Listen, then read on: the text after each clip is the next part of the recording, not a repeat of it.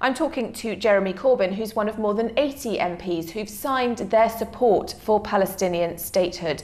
Jeremy, so you're for a two-state solution? Yes, I think Palestine should be recognised. They've been out of the cold for a very long time. They are now recognised by a very large number of states individually around the world. It's time for the UN to do the same. Attempts to create a Palestinian state have been failing for almost 2 decades now. Can things be different now? What's different is that more land has been taken, more walls have been built, more people have been put in prison, and a lot of the Palestinian people are extremely desperate. And I think it is high time the UN, since it does recognise the needs of Palestinian people through UNRWA and also through their membership of UNESCO, it's time for them to now recognise Palestine as a state. And it seems to me bizarre that the main opponents of this are Israel and the United States. For what reason, I can only speculate. Is the land grab then Israel's answer to all of this? If it can grab enough land, then the problem de facto doesn't exist anymore? Well, Israel has been grabbing land from the Palestinians ever since 1948. When you kind of question the viability of a state with so much occupation going on anyway, I would think that by gaining recognition of Palestine as a state, it then becomes very obvious that in any sense in international law, Israel's continued colonization and occupation is illegal.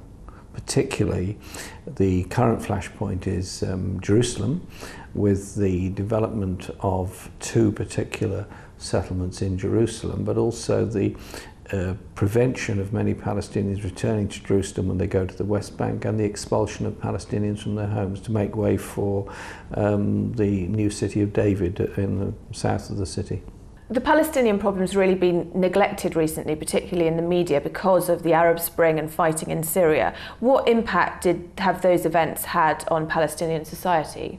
I think it's had a very big impact. It's had a big impact on a lot of young Palestinians have realised the isolation of their position, their levels of unemployment, their levels of poverty, and their levels of educational achievement which are unmet by jobs and by careers, much the same as young people in Egypt, Algeria, Tunisia, name any country there. Also, bizarrely, it's had an effect on Israeli public opinion as well.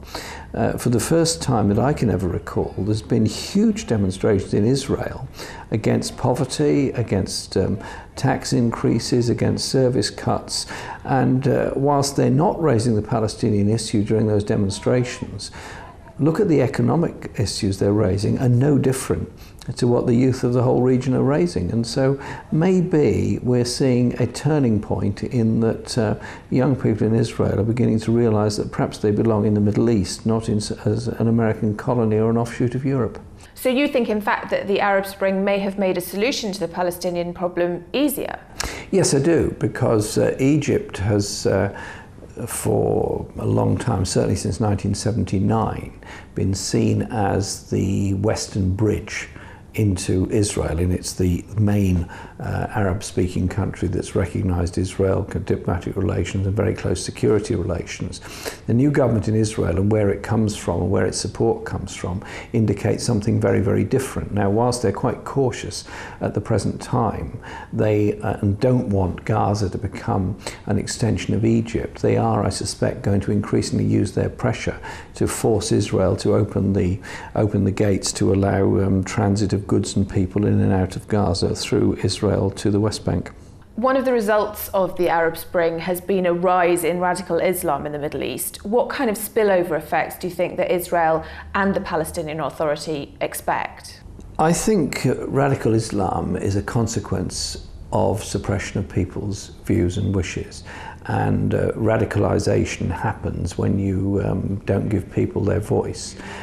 There is right-wing radical Christianity in the United States. There is differing forms of radical Islam across the region. But when it comes to elections, most of the election results and most of the people elected seem to be more based on the economic demands and needs of people and the role that their society will play in the future, and certainly very much against the dictatorial regimes of the past. I think we're seeing an absolutely fascinating development. In a sense, It's a bit like the 1940s, 50s Arab uprising against the Anglo-French monopoly of relations across the whole region. What we're now seeing is an uprising against these pliant dictatorships, many of whom cooperated with the war on terror, many of whom imprisoned people, many of whom allowed extraordinary rendition to take place through their countries during the early stages of the Afghan war. I think there's going to be a fascinating period to watch. But if we don't do something now for the Palestinian people, grant them their rights, grant them their recognition, grant them their peace, grant them their security, and stand up to Israel's land grab, theft and imprisonment, then it's the war of tomorrow.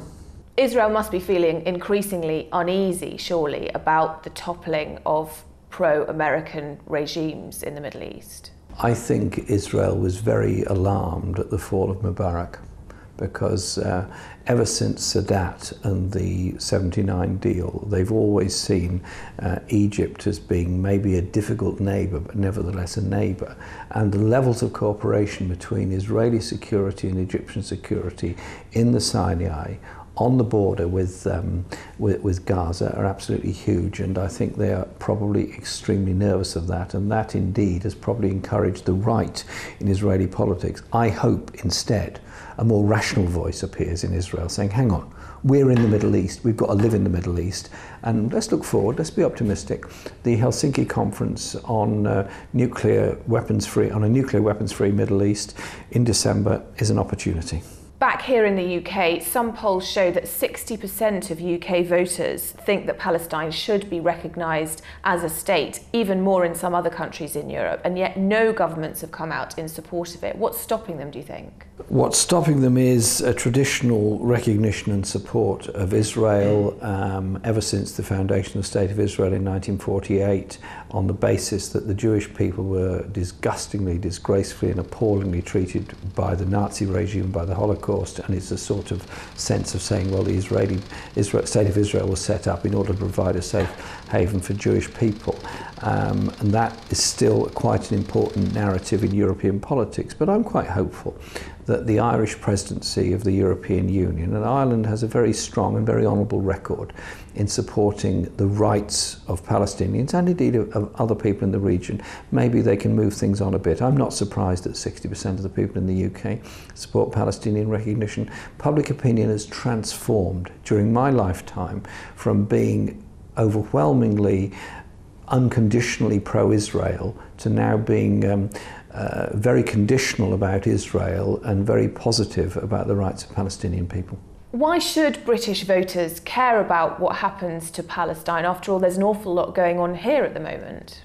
There's always an awful lot to worry about at home, but if wars break out somewhere else, suppose Israel decided to bomb Iran, I hope they don't, but just suppose they did, the oil prices would go up very quickly.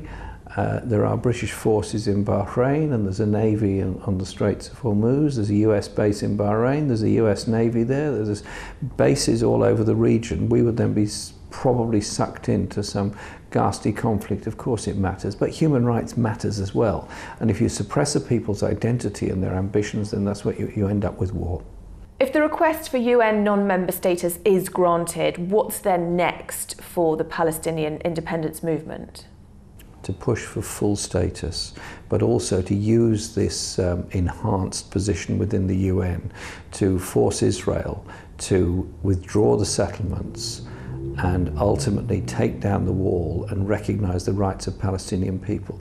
You don't achieve good relations with your neighbour by surrounding yourself with barbed wire and machine gun emplacements. You achieve security with your neighbour by being friends. Jeremy Corbyn, thank you.